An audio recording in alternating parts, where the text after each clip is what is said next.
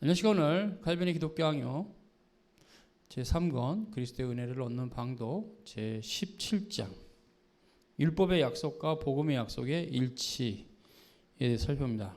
지난 시간에 첫 번째 강의를 마쳤고요. 오늘 두 번째 강의는 4절서부터 시작합니다. 17장 4절. 고넬료의 경우, 우리가 이제 고넬료의 경우를 보면 고넬료가 하나님의 섭리 가운데 사도 베드로를 만나고 세례를 받는 그 사건을 우리가 알고 있어요. 오늘 칼빈이 여기서 이제 고넬료가 선한 행위를 했는데 이 선한 행위가 하나님께 상달이 돼서 하나님 믿게 됐다라는 그런 본문들을 오해하면 하나님의 은혜뿐만 아니라 인간 편에서 선행도 중요하구나, 그렇게 이 본문을 착각할 수 있는데 이 본문은 그런 의미가 아니다. 칼빈이 이제 그걸 말합니다. 그 의미는 뭐냐면 고넬료가 세례를 받기 전에, 사도 베드로에서 세례를 받기 전서부터 이미 하나님 믿는 믿음이 있었고, 또 그것이 비록 이제 새 언약의 표징이 분명히 나타나지 않은 형태였긴 했으나 그런 형태일 뿐, 형태 자체가 외적으로 세례를 받지 않은 형태일 뿐, 이미 하나님의 성령의 능력 가운데 이제 그 당시는 아직 기독교라고 명확히 드러나지 않았으니까 구약의 여호와의 종교, 유대인들이 믿는 하나님, 아브라함과 이삭과 이스라엘의 하나님, 이제 그 하나님 믿는 신앙이 있었다. 근데 이제 하나님 섭리 가운데 고넬료는 그렇게 그 신앙을 따라 살았고, 이제 그 때가 참에 하나님께서 베드로와 연결시켜서 세례를 받게 하시고 이제 비로소 기독교인이 되게 하신 것이다. 이렇게 말해서 고넬료의 선행이 구원을 얻는 최초의 기준은 아니다, 이렇게 말하고 있습니다.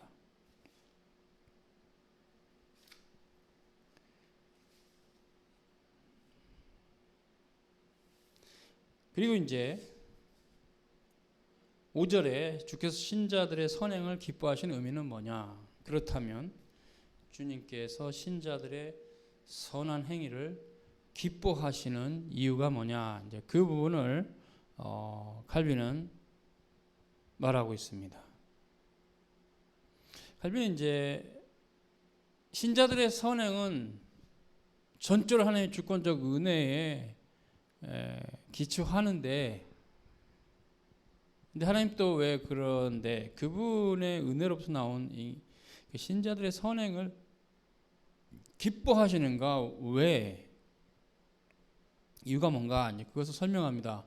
그것은 뭐냐면 하나님께서는 그 신자들에게서 하나님 자신의 성품을, 흔적을 본다는 거죠. 원래 하나님의 형상으로 인간이 만들어졌기 때문에 당연히 타락하기 이전에는 그 형상이 일단 죄가 없이 보존되어 있었잖아요.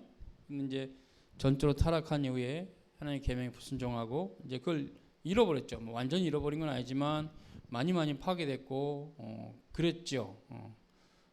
첫 번째 돌판의 형태는 흔적, 두 번째 돌판은 파괴됨.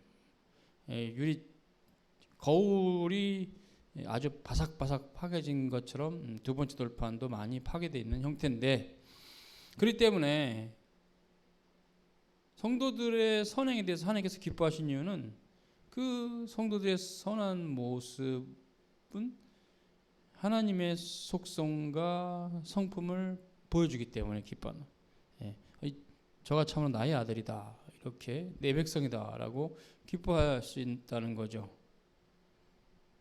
또 그것은 하나님의 형상을 새롭게 하는 행위니까.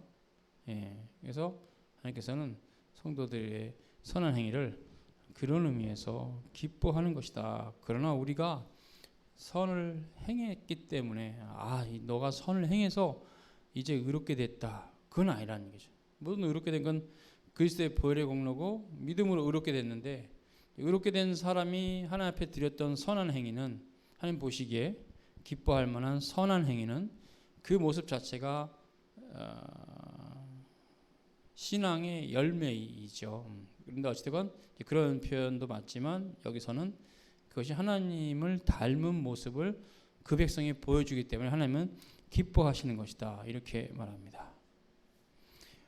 신명기 7장 9절이죠. 오직 내 하나님 여호와는 하나님이시요 신실하신 하나님이시라. 그를 사랑하고 그의 계명을 지키는 자에게는 천대까지 그의 언약을 이행하시며 인애를 베푸시되.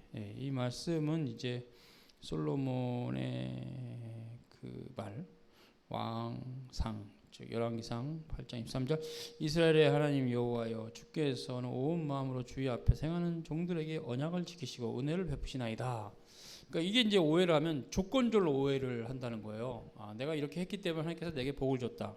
이것은 이제 그렇게 오해를 하면 안 되고 행간을 읽을 수 있어야 되는데 그 의미는 하나님의 은혜를 받은 자들은 이런 표현을 하게 되어 있다라는 신앙의 열매에 대한 부분이라는 것이죠.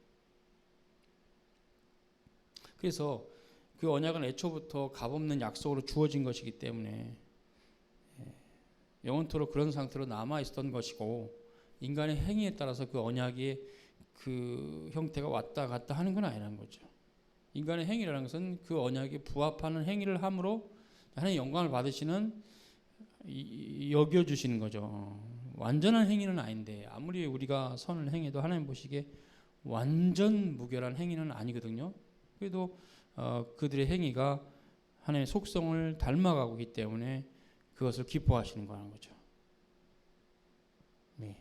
이제 오늘 여기까지 2강은 마칩니다. 수고하셨습니다.